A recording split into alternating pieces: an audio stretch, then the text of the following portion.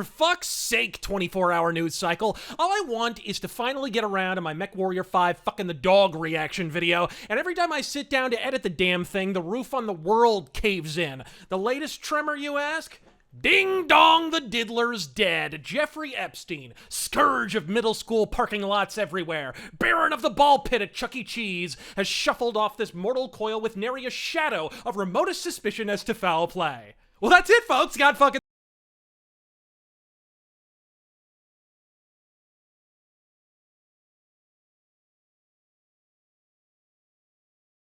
taken off suicide watch despite attempting to off himself within hours of arriving and promptly painted the walls with his cranial caca. Really, it could happen anywhere.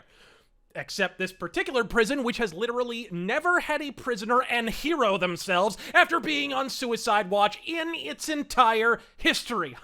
Guess they decided to start with the most prominent prisoner in recent U.S. political history. Nothing to see here, folks. Watch more UFC and fucking football. Tweet, consume, pretend to enjoy the Aquaman movie. Sleep, sleep. And to the counter chorus of anti-conspiracy cunthoods, who I'm sure coincidentally all happened to hate Donald Trump before they ever heard the name Jeffrey Epstein, if you honestly buy that the most prominent prisoner in the modern history of the New York penal system up and offed himself without at least a little bit of help from the fucking staff at a facility with an unblemished record of not allowing prisoners to seppuku themselves, hate to break it to you bitch tits, but it is officially fucking you who are the conspiracy theorist. I'm not saying he was bumped off by Hillary Clinton, though I am thinking it so hard I may well be broadcasting it telepathically, but the idea that a prison guard could be paid off by a butt-fucking billionaire to look the other way or even smuggle in a tackle kit from the suicide store is not only possible, it's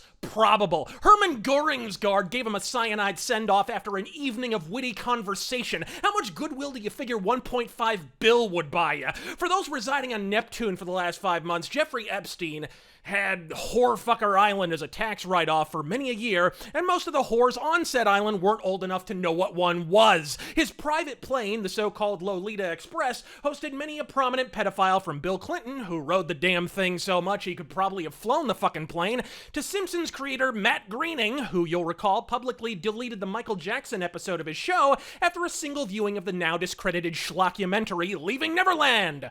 Oops! Needless to say, being the belle of the Nambla ball, he had the goods on goddamn near every creeper and kitty fucker from Wall Street to Pennsylvania Avenue. And now, under mysterious circumstances, he's gone to that great big Girl Scout conference in the sky. What suspicious circumstances? With the news breaking at the ass crack of dawn, and Twitter, of course, being centered on the Pacific time zone, for fucking once, the censor bots on Twitter were late on the fucking draw. And so, Clinton body count, Epstein Clinton, and a half dozen other Hillary assassination circle jerk hashtags trended on the twatter, and they did so for quite a fucking while, might I add. Until, all at once, they abruptly disappeared and were replaced with an astroturfed counter hashtag with no tweet quantity listed below, might I add, entitled hashtag Trump body count. This dedicated to a theory more convoluted than 17 seasons of Law stacked on top of each other, whereby William Barr was hired by Trump to someone, humana, dude's dead and it's Trump's fault because Orange Man fucking bad. This is somebody who not only is high profile, who not only knew a lot of high profile people, whose papers just came out of court, just to let out some of the documents related to his cases that name high profile people. And as you said earlier, his only out at this point would be to talk about those people. So he's in this very vulnerable situation. And then you throw in the fact, which I did not know until, thank God, Stephanie Gosk was sitting here and told me this, that this is now a facility under the control of the Department of Justice. And this Department of Justice does not exactly inspire confidence. Let's just be blunt. William Barr's Justice Department is not one that you can readily simply rely upon. And so what do we make of all this now that in this federal facility, this person was allowed to be alone long enough to either harm himself or be killed by some. We don't know what happened. Of course, it didn't take 3 inches of digging for myself and others to discover that while the hashtag Clinton body count was organically trending nationwide with roughly even representation in all 50 fucking states, the pro-Clinton counter tag happened to be based exclusively out of California. What a coinky of a durka dink! Now, while many have argued this is evidence only of a hired Hillary bot campaign centered in the largest leftist litter box in these 50 nifty United States, I'd like to point out one other pertinent factoid. Twitter itself also happens to be based out of California.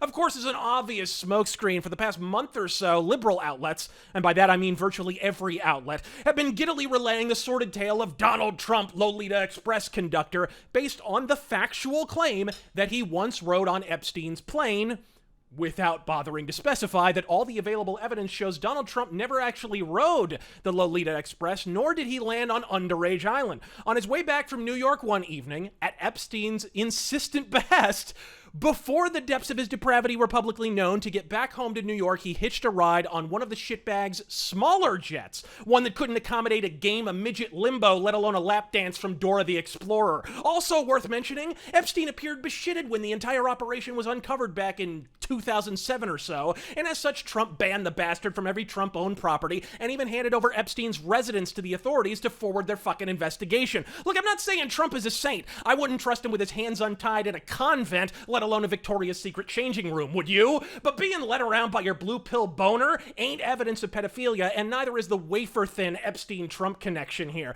Bubba Bill Clinton, on the other hand, there's a connection. Jet setting across the globe multiple motherfucking times, and even ditching Secret Service to do so after being warned the fuck against it.